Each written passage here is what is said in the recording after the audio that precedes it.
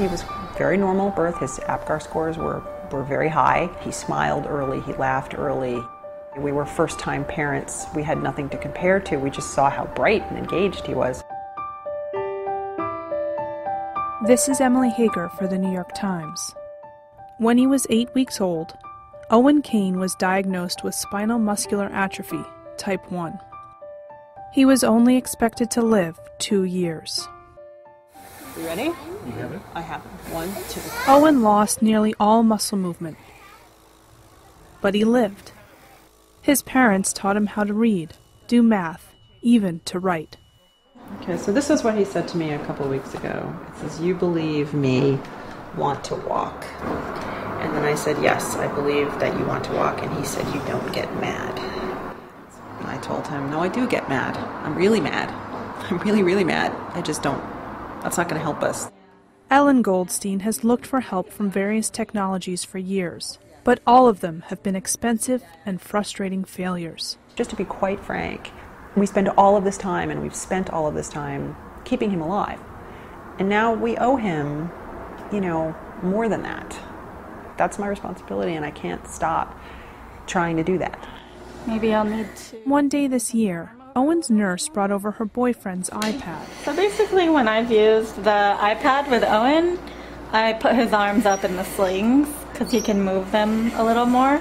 And he also has splints that give his arm and wrist more stability. There you go. There you go. Woo! Yeah, very good.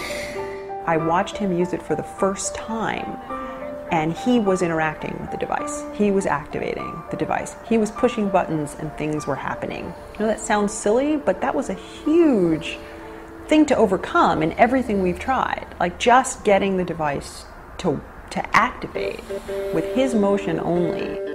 Experts say the portability, the touchscreens, and the other built-in features of the newest mobile devices are game changers for people with disabilities. The iPad is one of the more superior devices that we have out there in the market for patients with disabilities to assist them with their daily activities.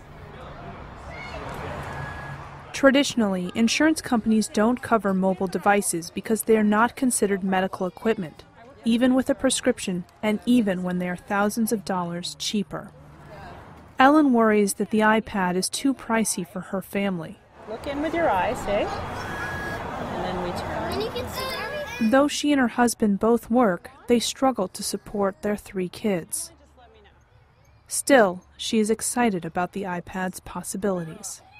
The principle that this device might mean that we can try a whole bunch of different software and find something that might work for him, as opposed to being stuck with a device that costs several $1,000s that doesn't work, that sits in his closet.